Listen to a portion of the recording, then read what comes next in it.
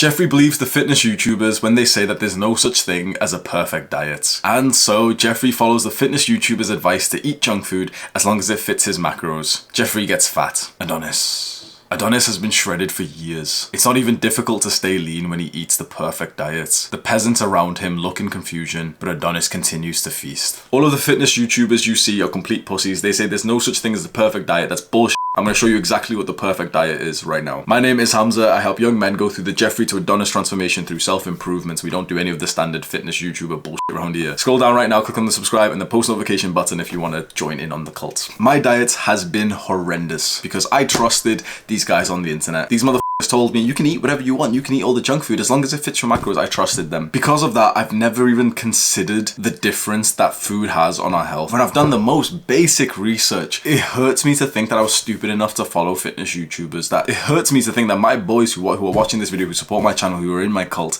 have taken the stupid advice that I have from these big ass fitness YouTubers. Because I'm telling you right now, none of those people are healthy. Just because they've got muscle and they're like shredded does not mean they're healthy, and it does not mean that they will still be alive 10 to 15 years from now. A lot of those motherfuckers are gonna get diabetes very soon. And I've said this a few times, I'll still keep saying it. You're going to start seeing them literally die. Like, you're going to see big fitness YouTubers start to die in the next 10 years because of the stupid ass diet that they're on. And I followed that advice every single day, bro. I was eating junk. The amount of junk food I was eating, I was going to McDonald's. Like, I've literally got a video, the semi-viral video that I released, the aesthetic body guide, and I literally said, oh, I eat junk food every day. I go to McDonald's every single day. I used to, like, that was not an exaggeration. It was every single day I was eating that shit, bro. Because all macros are the, you know, if all calories are the same, just eat your macros. Why would I eat clean? Like, what's the reason of eating clean? What's the reason of thinking about health if all macros are the same? You may as well eat whatever you want, right? And so I have always struggled with binge eating to the point that it makes me cry. The fitness transformation, like my body transformation, is one of the most important things to me.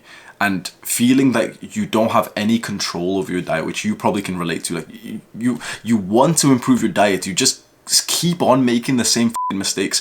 It's because the food that the people online, like, they're supposed to help you, but the food that these people are suggesting for you to eat, one, it makes them more money. You know, they get more views if it's the guy who's jacked and he's got the picture of the cereal and he says, oh, what I eat in a day, full day of eating as the fitness person. Like, but two, that food is literally addictive. The reason why you keep finding yourself just f***ing up on your diet is because you're literally addicted to junk food and you're surrounded by a culture that promotes it. It took me a while. Like, I went through a very like, I had to change my life to change my diet. It wasn't the other way around. I had to truly, like, I had to move out of this f***ing city. I had to move back into my parents' house. I had to severely reduce how much I use the internet. I don't watch YouTube videos. I especially don't watch f***ing fitness YouTubers. I had to reduce all of this and start looking at, like, real nutritional research. And every single time I'd look through, I'd just be thinking, like, those fitness YouTubers, like, they have no clue what they're talking about, saying that all calories are the same, that you can eat 700, like, these motherfuckers dead ass eat hundreds of grams of sugar per day, and they're like, oh, but if it fits your macros. And so just over a year ago, I truly started to transform my diet. I did some crazy things to do this. Over the last year, the whole year, I have had visible abs. Like, there is not one point over the whole year that I've not had visible abs. Like, this is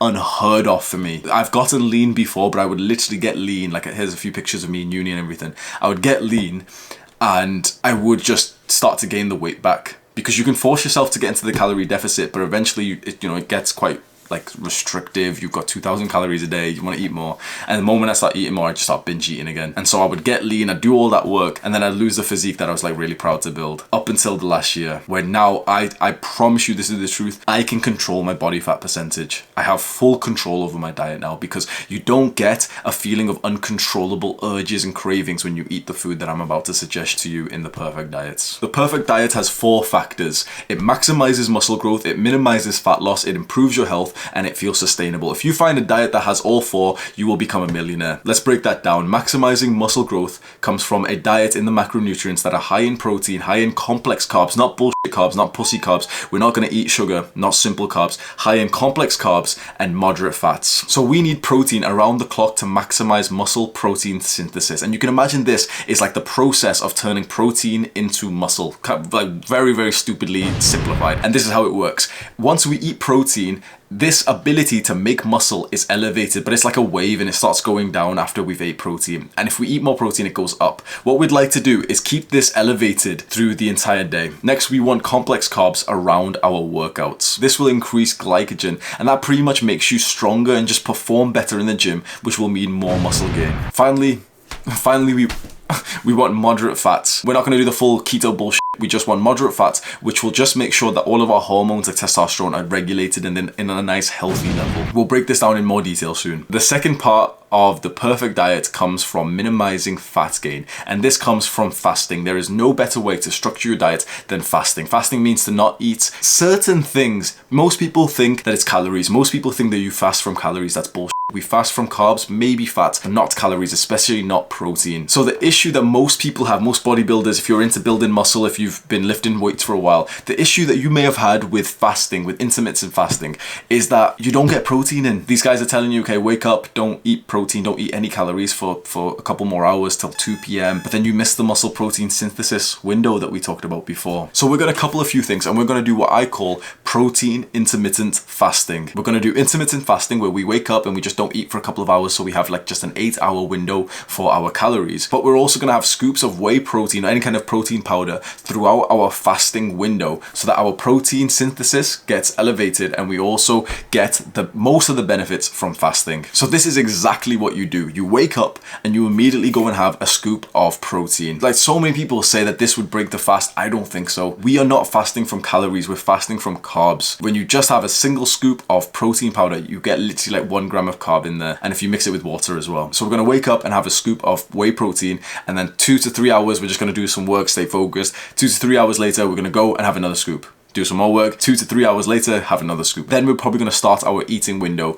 after about 6 hours of waking up, and we've had like 2 to 3 scoops of protein during this time. Now we're going to be close to our workout time. So our pre-workout meal, the meal that we eat an hour or two before we go to workout, will be high in complex carbs, moderate in protein. It doesn't need to be high in protein because we've just had a bunch of protein scoops, and it's going to be about moderate in fats too. And then post-workout, so the meal that we eat half an hour to 1 hour to 2 hours after our workout is going to be pretty much the same. We're going to go into more detail of exactly what you should eat, but this is the structure of the perfect diet. We're going to wake up, do intermittent fasting, but also get scoops of whey protein during the fasting window. When we break our fast, we're going to make sure that we get complex carbs before and after our workout. So that's 2 things checked off the perfect diet already, and we have 2 more. We've got to make sure this perfect diet optimizes our health and it also feels sustainable. To optimize our health in terms of diet gets very confusing, and no one really knows exactly what health really means. When you really think about it, health in terms of diet, what are you thinking? Because most people will still think it's fat loss, but we've covered the fat section. So health is actually about your gut microbiome. It's like the second brain of our body. The foods that optimize and keep our gut healthy, we can say are healthy foods. I'm gonna have a big list of healthy ingredients, but in general, it's kind of like the unsexy answer is that it's a lot of vegetables and fruits and like natural, unprocessed, non-garbage food. You don't see McDonald's in there. You don't see V-shred pizza. Shut up, bro. It's literally just like the one base ingredients. That's the phrase I've always said is generally, if you eat the base ingredient, you will stay healthy. The base ingredient is what you're looking for. So instead of looking for like chips, and if you go into the frozen section in some like dumbass supermarket, they're selling chips and it's got like a bunch of different ingredients. It's been processed already. The main ingredient that you wanted was potatoes. Now, if you look for the ingredient list on potatoes, there isn't one. They literally don't have an ingredient list there. Why? Because the ingredient in potatoes is potato, potato, potato. What you'd like to find is a bunch of foods like this where there is no ingredient list. It is literally just the base food. Generally, that stuff is healthy. So here is where people start asking for the macronutrient split. Even though it's been covered a million times, people always ask me, how many grams of protein, how many eat this? I don't agree with the standard advice that people give you. So you already know the advice that you've been given. 1 gram of protein per pound of body weight.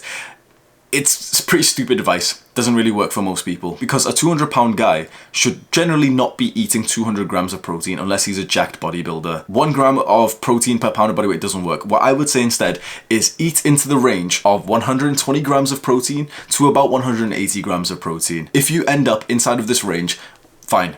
Like, what we care more about is that you get relatively close to the ideal number. Like, you get close enough to a range of it than to specifically say, okay, I'm 165 pounds, so I should hit 165 grams of protein. And honestly, I've even changed the way that I track food, and I suggest you to do this. Don't even track macros. I don't think there's that much of a benefit to making sure that you get the absolute most optimum amount of carbs and fats, you know, the split or the percentage split.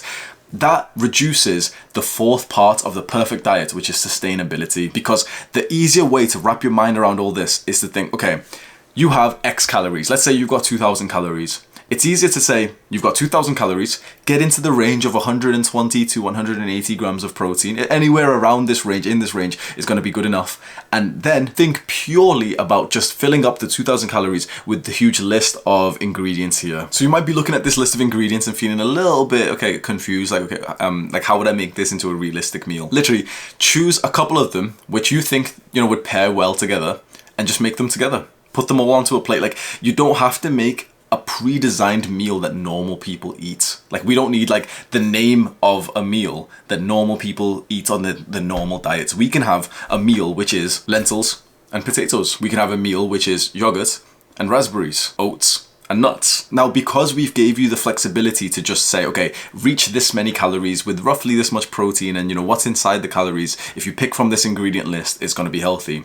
You now have the flexibility to look at this list and just kind of see which one you feel like having today. And that's actually the more healthy way to do things, because long story short, in terms of our gut health, it's better to eat like different things, quite different things, because a variety, it's kind of like cliche terms, but like a variety of fruits and vegetables is the best for your health. It's not exactly the best for in terms of just, consistency, knowing that you've got the exact same meal every day. I prefer to do that personally. I prefer to literally just have the same meals every single day. But in terms of maximizing health, it's better to just rotate a bunch of these ingredients around. Like, you've got your list, you've got your calories, you know roughly how much protein to have, and maybe you need to get like a couple more scoops of protein in.